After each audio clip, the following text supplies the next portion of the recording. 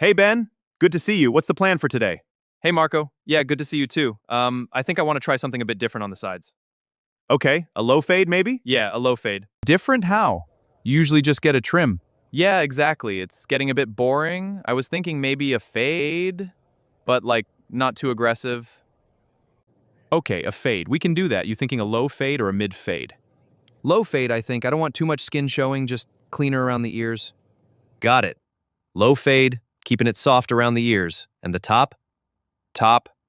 Just take off the split ends. Maybe an inch. I want to keep the length for now.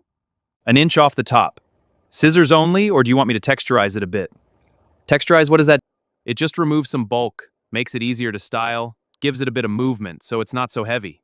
Oh yeah, that sounds good. My hair gets kind of thick and puffy sometimes.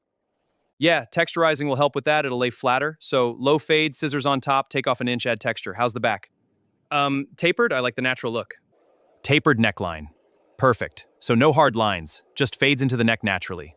Yeah, no hard lines, just natural.